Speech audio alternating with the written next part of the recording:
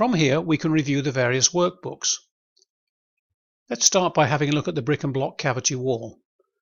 I can select each item and double click on it to open it, or I can press the Open Workbook button. After a few seconds, the workbook is opened. You can see there's already a cost being calculated. This has been calculated by merging the information from the specification and the price book. Again, I can open by double clicking on the label, or I can press the Open Worksheet button. Here we are inside the brick and block cavity wall. Each of the columns represents the walls in the bungalow. You can see that the length of each wall has been captured along with its height and the various window openings and door openings that exist on the various elevations. It's also captured the foundation characteristics and footing details, along with information regarding planking and strutting. Further down the screen, you'll see that Estimator Express has calculated an equivalent area by providing a height and width of each gable. Moving further down the screen, you can also see that the system has also assumed that we're going to plaster the gables. If we don't want that to occur, we simply mark each one of those N for no. Having entered the first value, I can drag down on each of the columns and then across, so that all of the plastering is then removed. You may notice looking at the top that the price has now been changed. Scrolling further down the screen, you can see that the system has done a whole series of calculations to work out the areas of walls, gables and so on, along with lengths of skirting boards. Moving even further down the screen, you can then see that the system has merged all the lengths, areas and volumes with the specification items. If we look along the right hand side of the screen, you can see, for argument's sake, that we've got facing bricks below DPC, facing bricks above DPC. There's the 75p brick that we selected. If we scroll across the screen, you can then see the total amount of materials for each item. For argument's sake, as we were saying, there are 135 square meters of bricks. Similarly, there's 135 square meters of sand and cement in those bricks. Scrolling further down the screen, you can see all the items have been calculated, along with all the labour and plant to excavate and remove spoil from site. At the moment, all of this information is presented in terms of metre squared, metre cube and metre run.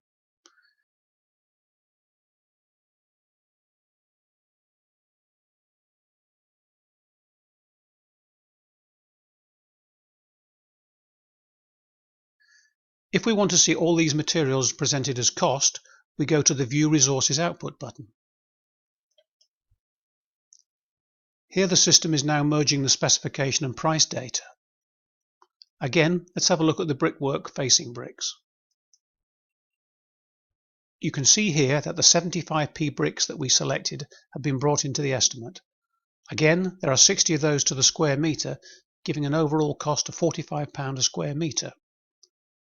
A 7.5% wastage factor has been allowed from the price book. There are 135 square metres of those bricks, so in total the cost of those bricks is £6,112 plus £458.40 worth of waste, giving a total cost of £6,570. Scrolling further across, you can see that we need over 8,000 bricks, including 600 waste, giving a total brick requirement of 8,761. A similar calculation has been carried out for every item of labour and plant. If we now scroll further down the screen and look at the bricks above DPC, scroll across the screen, you can now see that the brickwork labour gang is set at £65 an hour. This was the value we entered earlier on when we were looking at the price book. It takes approximately 0.6 of an hour to lay a square metre of bricks, so 0.6 times 65 is £39 a square metre. Again, there's 135 square metres of bricks, so the total cost of laying those bricks is £5,297. And the software is estimating that it will take 81.49 hours to lay those bricks. Similarly, The software has estimated that it's taking 38.52 hours to lay the blockwork, plus another 3.72 hours to lay the coursing blocks.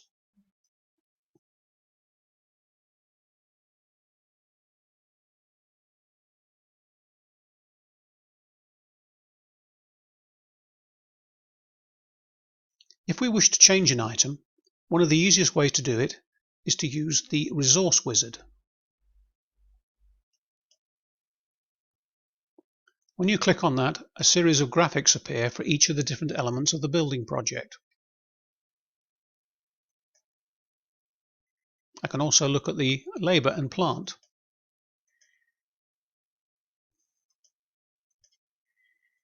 Let's say I want to change the bricks above DPC again.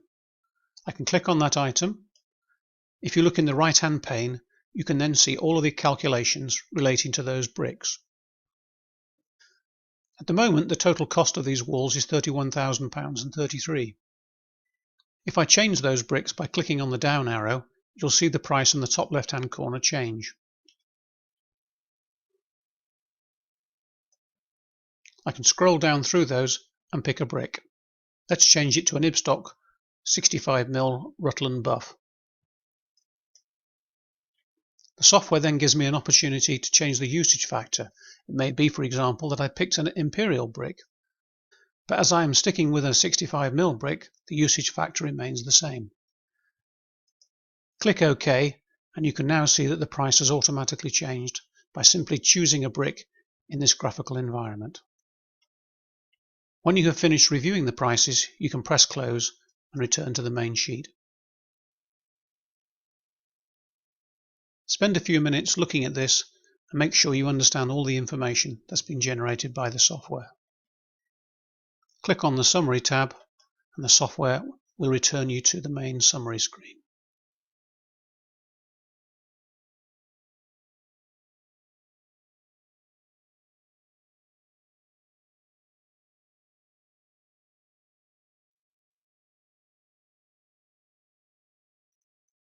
Note that each time you press the Summary tab or the Close tab, the software will automatically save your data. Let's now open the Plans Express Truss Roof. Select the item and double-click. The Truss Roof Workbook then opens. You can see that the information is split into three sections. One for the main roof, one for the front projection, and one for the ceiling. Let's have a look at the main roof first of all. Double-click on the item and the data appears. You will see on this occasion there is only one column, as there is only one main roof. If you run your eye down the data, you'll see that the software has collected all of the different lengths and areas of roof. Further down the screen, you can see that an allowance of £7.50 per metre run has been allowed for the truss. You may recall that that was one of the options within the dialogues when you use the software. These can be changed if you wish. Further down the screen, the software once again has done some intermediate calculations and then assigned all the areas and so on to the various items on the roof. For argument's sake, if we look at the roof tiles, you can see that there are 175 square meters. Similarly, there's an allowance of 175 square meters of roof fixings. As with the brick and block cavity wall, you can also view the resources output to combine the specification and master price book info. For argument's sake, let's have a look at something simple like the wall plate.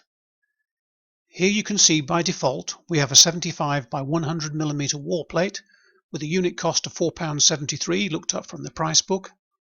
There are 22.9 metre run of wall plate with a total cost of £108.32 plus the waste, giving a total cost of £116.44. Once again, bear in mind that the wall plate price does not have any discount allocated to it. We can then have a look at the roof tiles. Here you can see by default we have a Marley Modern pan tile with a unit price of £1.83 per tile There are nominally 10 per square metre, giving a unit price of £18.30 a square metre. We need 175 square metres of those, with a total cost including waste of £3,451. We need a total of 1,886 roof tiles. As with the brick and block cavity wall, the system has calculated all the items and all the labour. Click on the Summary tab to return to the summary. Let's now have a look at some doors and windows. Click on the bifold patio door. Double click and the workbook is opened. Click on the individual worksheet and once again you'll see that we have a single column. Running your eye down the column, you can see that the door width and height has been captured, along with all the other variables such as sill protection, reveal depth, lintel and so on. Scrolling further down the screen, you can see that we have some intermediate calculations, and then once again everything is assigned to the structural opening around the door and window. If we now click on the View Resources Output, once again you can see that the software has merged the specification and the price information. The specified items actually relate to the opening itself, so you'll see things like the frame fixings, the plastering, the decoration to the opening. If we now scroll further down the screen, you'll see that we have what is labelled Sundry Items. These, in fact, are the very detailed items that relate to the specific door or window, so that you can see in this case we have an aluminium bifold door with an allowance of £3,070. We've also allowed a Catnick Cougar lintel and labour items. You can also see there's an allowance there for a dummy frame and cavity closer if required, along with the labour to fix the door and lintel and so on. If you look further to the right, you can see that there's a quantity per item allowed for each item. So if for argument's sake I look at the dummy frame, you can see that we've automatically allowed 7.8 meters for this 3 meter wide door to cover the sides and top of the door. If we look further down, we can see that an allowance has been made to fix the door. An allowance of £40 has been allowed for the joiner and mate. You can change that price if you wish in the price book, and nominally we've allowed 5 hours to fit the door. There are 2 doors, so the allowance for fitting those doors is £400. All doors and windows work in the same way. Click Summary to return to the summary sheet. Once again, the data is saved if you have made any alterations within the sheet. Let's now have a look at the soldier course. Select the item, double click, and once again the workbook is open. Double click on the individual sheet and you can see that the software has captured the length of the door and the window soldier course. You will also see there is a question here. Do you wish to omit the equivalent standard facings? In this case, we've answered yes. This is, in effect, asking us whether we wish to use a feature brick in the soldier course. Let's have a look in the resources output. Here you can see there is an opportunity to define both the feature brick and also to omit the standard facing brick.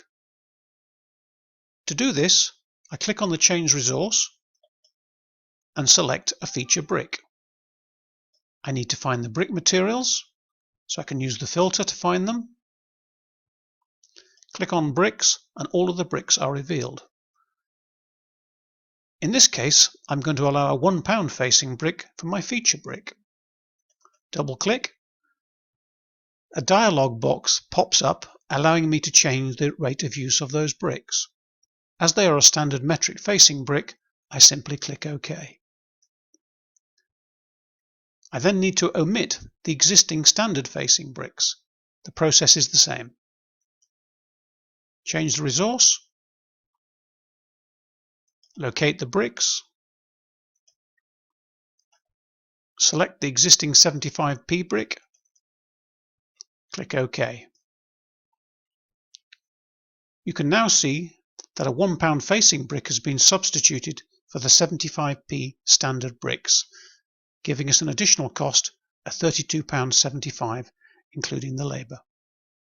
Click on Summary to return to the summary screen. Once again, the data has been saved. I can now remove this label.